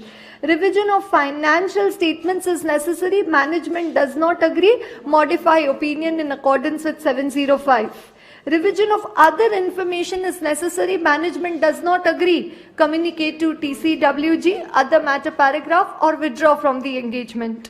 Revision of audited financial statements is necessary, follow SA 560, facts that become known to the auditor after the date of the auditor's report. And revision of other information is necessary. If management agrees, then ensure that they've done the revision. And if management does not agree, then notify those charged with governance. Right.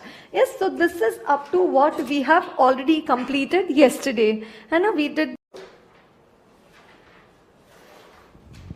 Yes, very good afternoon. Right, so yesterday we first completed with SA 620, which is regarding using the work of an auditor's expert. Yes, the entire standard being an ATF. And we said expert, an individual or organization having specialized knowledge in a field other than accounting or auditing. This expert, he could be the management's expert or he could be the auditor's expert. Management's expert, SA 500. Auditor's expert, SA 620. And auditor's expert has been further divided under auditor's internal expert and auditor's external expert. For auditor's internal expert, you need to check whether the firm's quality control policies and procedures have been complied with.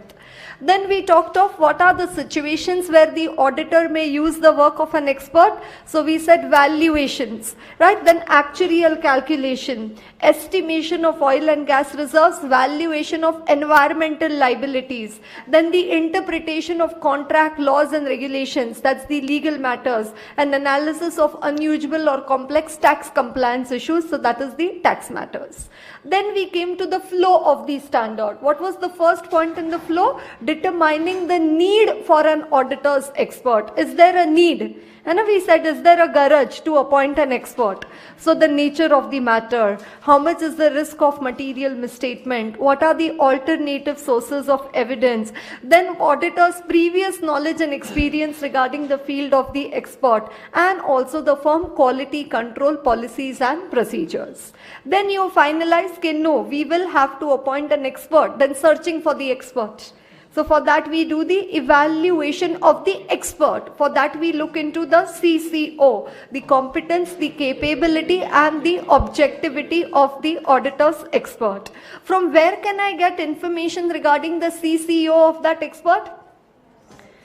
Discussions with that expert, discussions with others who are familiar with the work of that expert, personal experience with the previous work done by that expert, knowledge of that expert's qualification, any books or papers published by that expert, and the firm's quality control policies and procedures. Then after that there will be an agreement between the auditor and the expert, making it very clear what is the nature, scope and objective, responsibilities of the auditor, responsibilities of the expert, the nature, timing and extent of communication, and for the need for the expert to observe the confidentiality requirements. What are the factors affecting the agreement between the auditor and the expert? You've not previously used the work of this expert. Then I told you, making it clear the responsibilities of the auditor and the expert. Then the information that you're sharing with the expert is very sensitive and confidential. The matter is very highly complex in nature. Then the extent to which you're going to use the work of the expert, and also the legal regulatory requirements. and factors affecting the agreement between the auditor and the expert. Then working papers, auditor's internal expert, they are a part of audit documentation. And external expert, they are the property of the, internal expert, they are the property of the, auditor. It's a part of the audit documentation. And external expert, they are not the property of the auditor. Then very important, evaluating the expert's work. So findings and conclusions, are they consistent with the other audit evidence available? The relevance and reasonableness of the assumptions and methods which are being used by the expert, and the relevance, accuracy and completeness of the source data being used by the expert. Findings and conclusions, assumptions and methods, and source data. And what if the work of the expert is not adequate? Tell him to do the further work, or you do the further work. Can the auditor refer to the name of the expert in his report? Unmodified opinion, he can no reference. Modified opinion, he may make a reference. But even though if he makes a reference, CTBR and prior permission of the expert is to be taken. So what did I tell you? What are the three important questions of SA 620? One, evaluation of expert, CCO. Second, the sources to obtain information regarding the expert. And third one, the evaluation of the expert's work. Findings and conclusions, assumptions and methods, and the source data. Right, yes, these three are very important from SA 620. Then after that, we came to the entire 800 series, 17. Right, so what's the title of SA 700? Forming an opinion and reporting on financial statements.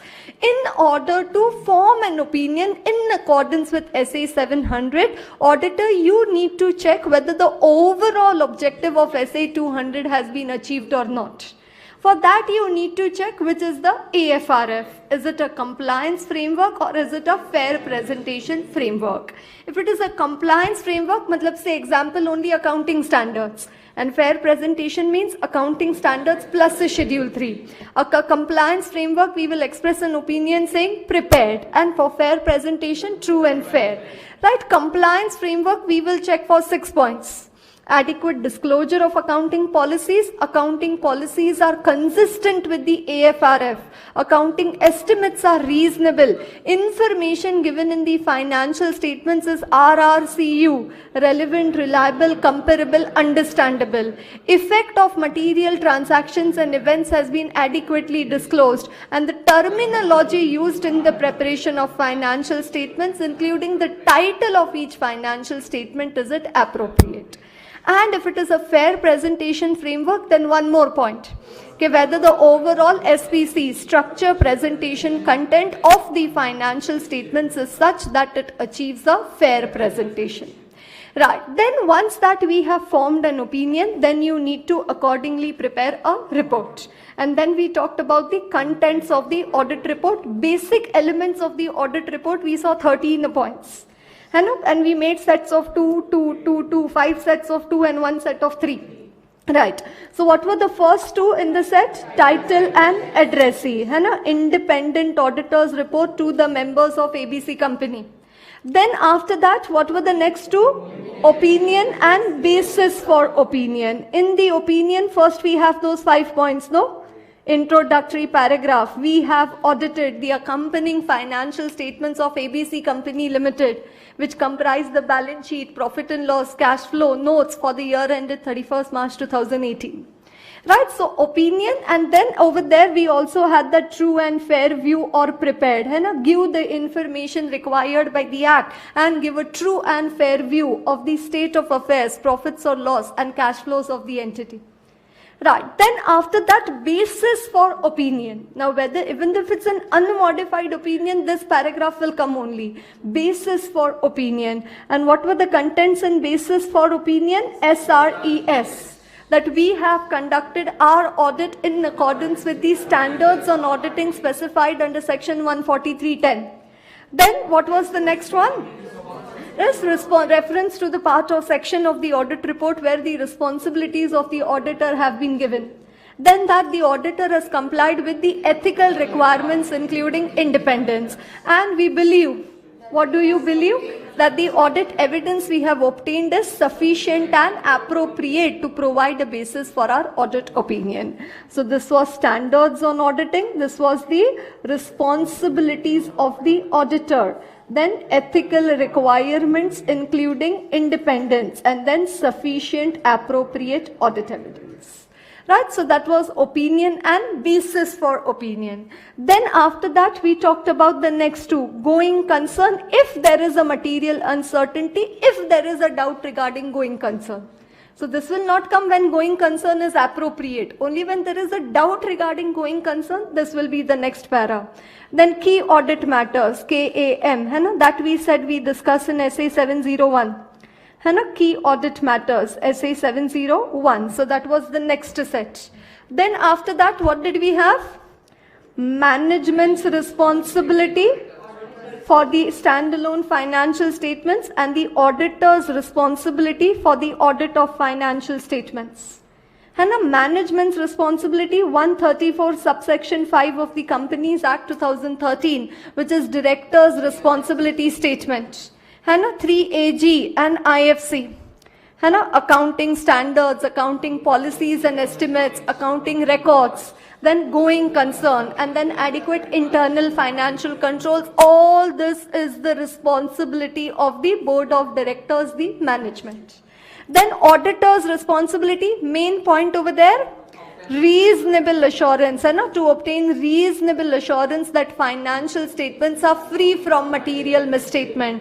And then they say reasonable assurance is a high level of assurance, but not a guarantee, that all misstatements have been detected by the auditor.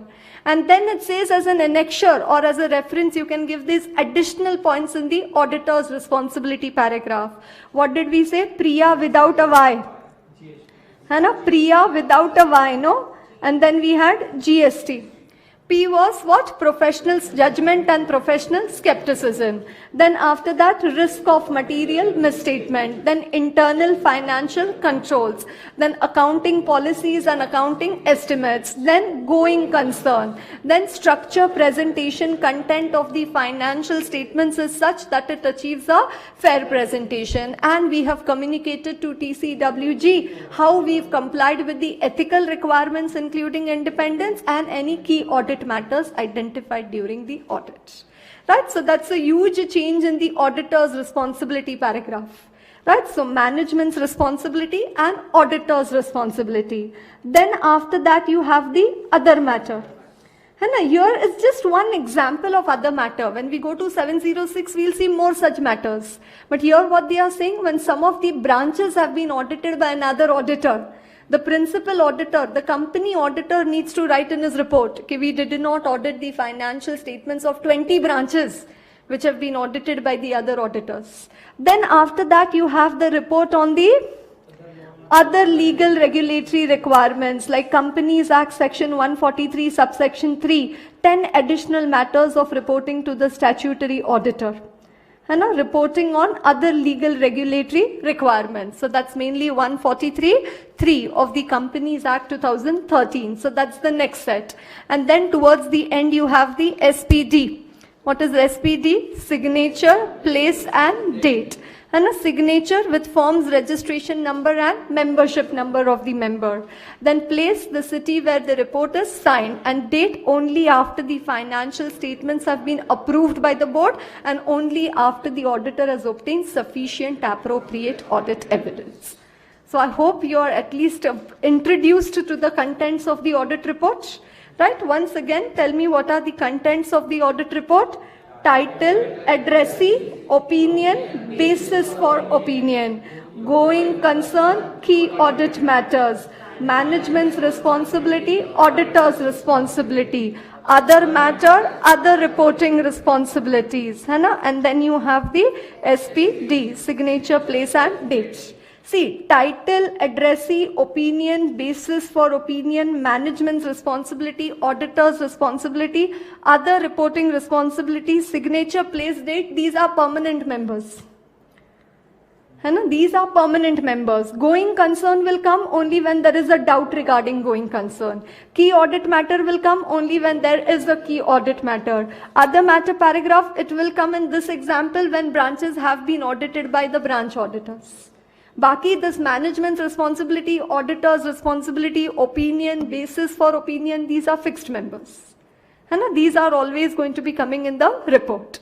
Right? So these are the basic elements of the report as given in SA 700. Right. Then after that we had started with SA 701, communicating key audit matters in the and the effect on the audit of transactions and events that were significant. Right. Then after that we came to a very important standard, SA 705, modifications to the opinion in the independent auditor's report. Yes, two reasons as to why an auditor may modify his opinion. One, ya to there is a material misstatement, ya to the auditor is unable to obtain sufficient appropriate audit evidence. For these two reasons, you need to check, is it material but not pervasive or material and pervasive. Material misstatement, material but not pervasive, qualified opinion, financial statements give a true and fair view except for the effect of. Right, material misstatement, material and pervasive, financial statements are not true and fair, adverse opinion. Unable to obtain evidence, material but not pervasive, again qualified opinion, except for the possible effect of. The matters described in the basis for qualified opinion paragraph, the financial statements give a true and fair view. And unable to obtain sufficient appropriate audit evidence, material and pervasive, disclaimer of opinion, because of the matters given in the basis for disclaimer of opinion paragraph, we are unable to obtain sufficient appropriate audit evidence, and that is why we do not express an opinion on the financial statements. So little bit of material misstatement, then qualified. Lot of material misstatement, then adverse. Little bit evidence you did not get, then qualified. Lot of evidence you did not get, then disclaimer of opinion. Then we said that even the contents of the audit report undergo a change in case of a qualified opinion, in case of an adverse opinion, and in case of a disclaimer of opinion. Right, what are the changes to the contents in case of a qualified opinion? Title, addressee, qualified opinion, basis for qualified opinion. Right, basis for qualified, first you will write down the reasons for the qualification, and then SRES, in that S we believe that the audit evidence we have obtained is sufficient and appropriate to provide a basis for our qualified opinion. Then after that, management's responsibility, auditor's responsibility, other reporting responsibilities, and then the signature, place and date. Right, adverse opinion, again title, addressee, adverse opinion, basis for adverse opinion, again the reasons why you are issuing an adverse opinion, and SRES and S we believe that the audit evidence we have obtained is sufficient and appropriate to provide a basis for our adverse opinion. Then management's responsibility, auditor's responsibility, other reporting responsibilities, and signature, place and date. And one more, after the basis for qualified and after the basis for adverse, we will be putting the key audit matters. Okay, there are key audit matters other than those in the base given in the basis for qualified opinion paragraph, or there are no other key audit matters other than those given in the basis for qualified or adverse opinion paragraph. Then disclaimer of opinion, title, addressee. Then disclaimer of opinion, basis for disclaimer of opinion, and you will only write the reasons as to why you are issuing a disclaimer of opinion. Then management's responsibility, auditor's responsibility, now SES. है ना, S standards on auditing, E ethical requirements including independence, and we were, because of the reasons given in the basis for disclaimer of opinion paragraph, we were unable to obtain sufficient appropriate audit evidence. Then other reporting responsibilities, and then after that you have the signature, place and date. Right, then after SA 705, okay, 705 we talked about one more thing. Consequence of an inability to obtain sufficient appropriate audit evidence due to a limitation on scope imposed by the management. So first what you will do, you think now this limitation on scope may lead to a modified opinion, qualified or disclaimer. First you will request the management to remove the limitation. If the management refuses, then you will perform alternative procedures to obtain sufficient appropriate audit evidence.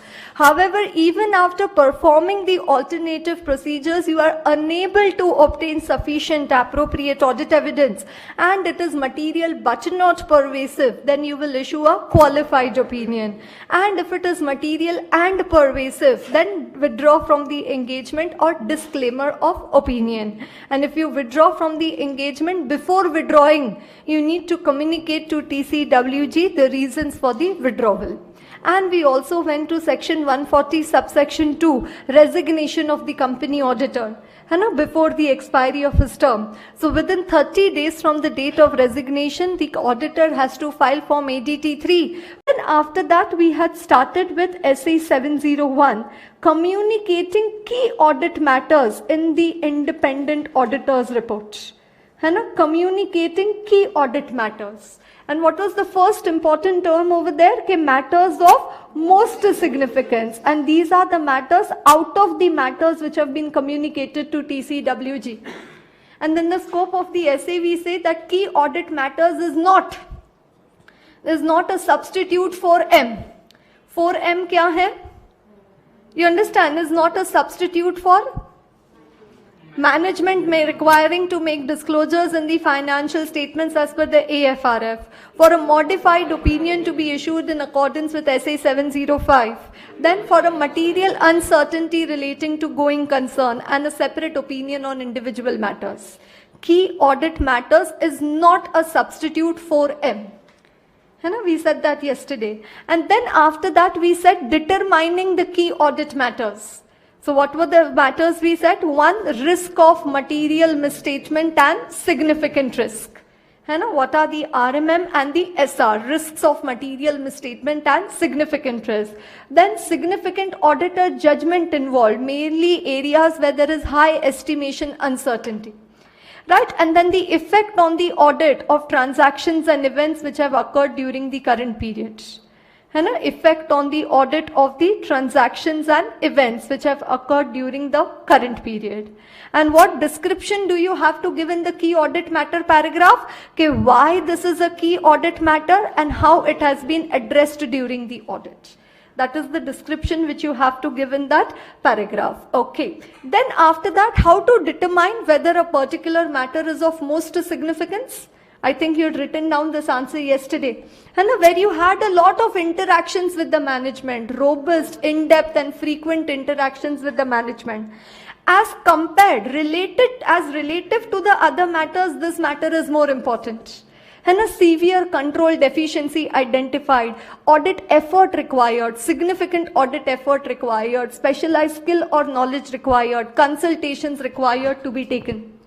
You understand? What were those? Those were matters where we said these will help you to determine whether the matter was of most significance. And then just coming to the last part of the essay. So this is up to what we had discussed yesterday. Now coming to the last part of the essay, wherein say you have identified a key audit matter. But say law regulation tells you that you should not disclose this matter. Or it is not in public interest, that you tell this matter to the public. It is not in the public interest, you should not disclose this matter. So actually, as an auditor, you have identified it to be a key audit matter. But what law regulation precludes the disclosure? Precludes matlab it does not allow. Say company mein example, there is a huge fraud which has taken place. or there is some, non-compliance with law regulation which is there. So you say, I want to write this in the key audit matter, but say law regulation, or if it is not in public interest to write such matter in the report. So then in that case, what are the procedures which you should perform? When, there could be a case study in the exam that management has requested the auditor that in public interest, they should not give the following matter in the key audit matter paragraph in the report. As an auditor, how would you deal with the situation? So they are telling you it is not in public interest. It is not required by law regulation. You don't put this matter even though if it is a key audit matter. So what you will do, you will understand from the management okay, what exactly is the matter. And understand the matter. Then very important, it says you check the communication with the regulatory authorities. You check the communication with the regulatory authorities regarding that matter. Like, listed company matters would be dealt in with by SEBI. Banking company would be dealt in by RBI. So communication with the regulatory authorities. You understand? You can also check the communication with the regulatory authorities regarding that particular matter. Then after that, it says you encourage the management to disclose the matter. Encourage the management. What they are telling, it is not in public interest, it is not required by law regulation. But what does the standard say? That auditor, you please encourage the management. Okay, management, I think it's better we disclose it in the report. So encourage the management. But still they say, okay, auditor, no. Then what you can do? Always one option is there with you. Obtain the written representations. Otherwise what? Tomorrow you will go in jail. They'll say, auditor, tumhe to pata tha, fir bhi tumne nahi bataya. Still you didn't write it in the report. So you obtain the written representations from the management regarding that matter. Then you also check the implications on the ethical requirements. You also check the implications on the ethical requirements by not disclosing the matter. Do you know ethical requirements? IOC CPT, integrity, objectivity, professional competence and due care, confidentiality, professional behavior, technical standards. Now again, implications on the ethical requirement. Like, they will say, okay, what auditor, you didn't identify this matter, you've not been competent in the audit. So check the implications on the ethical requirement.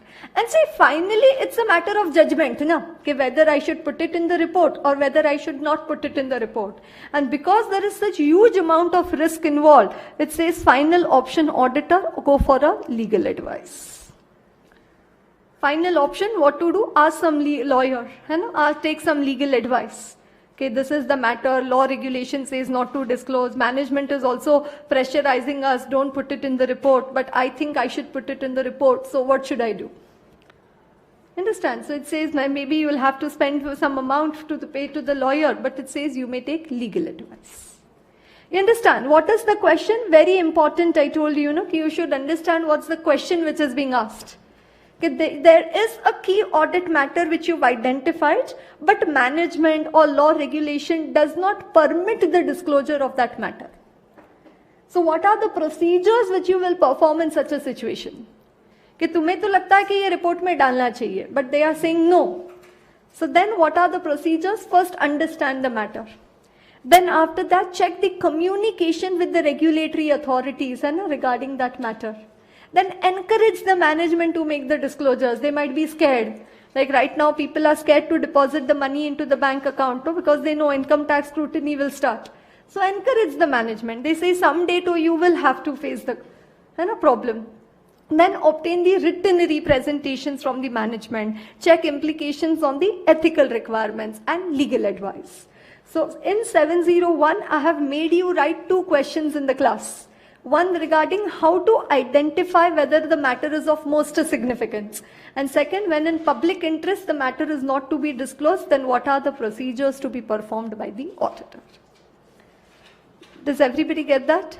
Ma'am, if suppose there is such there's a key audit matter that is identified and the management is pressurizing not to disclose that matter, but there is no proper communication with the regulatory authorities.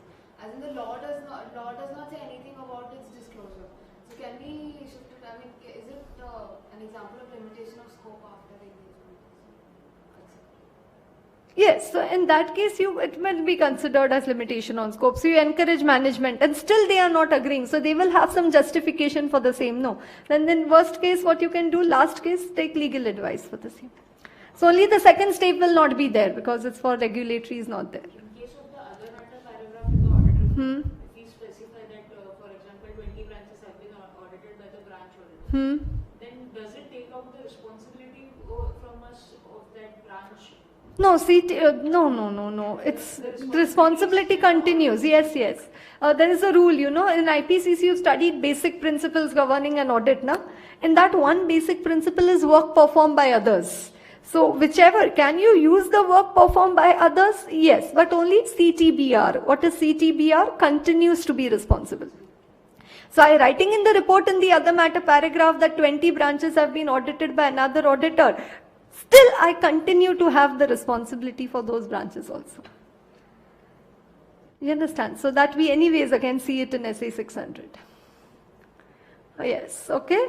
Right, so that's a very important point. So that is what I told you. The determination not to communicate a key audit matter takes into account the facts and circumstances related to the matter. They're telling you, CA, please don't communicate this key audit matter. So what is the first step? Assist the auditor in understanding why the matter has not been publicly disclosed. So understand. Then highlighting whether there have been any communications with the applicable regulatory, enforcement or supervisory authorities. That's not there in the book.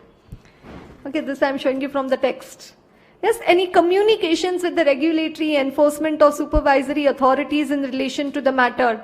In particular, whether such discussions would appear to support management's assertion as to why public disclosure about the matter is not appropriate. Enabling the auditor to encourage management and TCWG to make the public disclosure. So encouraging management TCWG to make the disclosure. Auditor may consider it necessary to obtain a written representation from the management. Regarding as to why public disclosure about the matter is not appropriate. So you can write down over there, public disclosure not appropriate. Matter about which public disclosure not appropriate. Matter about which public disclosure is not appropriate. It is such a key audit matter about which public disclosure is not appropriate.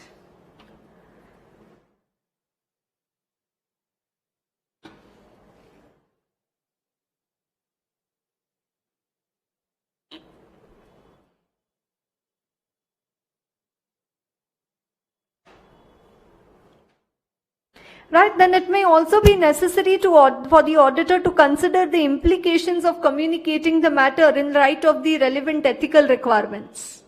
So implications on the ethical requirements. And the issues considered by the auditor regarding a decision of not to communicate a matter is complex and involves significant auditor judgment. According from the date of resignation, the auditor has to file Form ADT3 with company and ROC, and in case of a government company also with CAC. Yes, that is the CNAG. Right, then after that we talked about SA 706, that was regarding the emphasis of matter paragraph and other matter paragraph in the independent auditor's report. Is anything fundamental to the user's understanding? Emphasis of matter. Anything relevant to the user's understanding? Other matter. If you can give a clear reference to financial statements, then emphasis of matter. No such reference can be given, then other matter. Right, what should be the heading of emphasis of matter paragraph? It says emphasis of matter. This term should be there in the heading. Then clear reference to the financial statements and without modification of opinion. Can you give me examples of matters which could be emphasized in the emphasis of matter paragraph?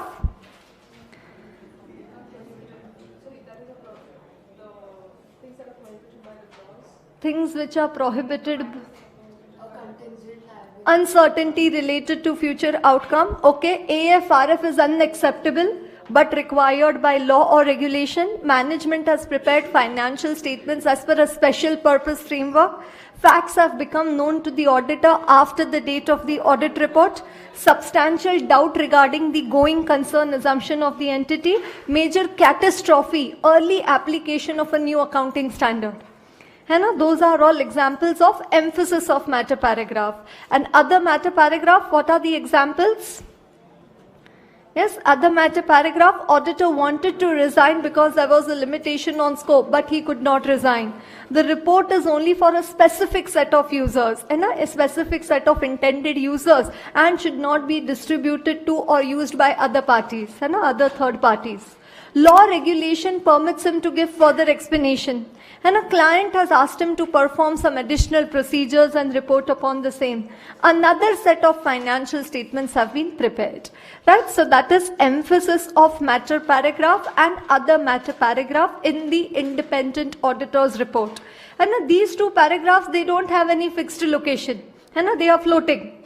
You understand? They may go anywhere, but then generally on an average, title, addressee. Then opinion, basis for opinion. Then what we had seen in SE 700, going concern, key audit matters. So before key audit matters, I will write emphasis of matter, and say after key audit matters, I may write other matter. Then management's responsibility, auditor's responsibility. Sometimes this other matter may come over here also, when some of the branches have been audited by another auditor. Then you have the other reporting responsibilities, and then you have the signature, place and date.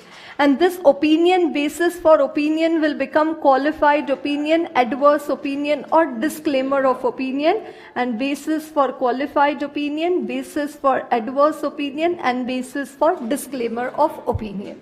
Right? So in case of a modified opinion, this is in case of an unmodified opinion, and this is in case of a modified opinion. SA 705, modifications to the opinion.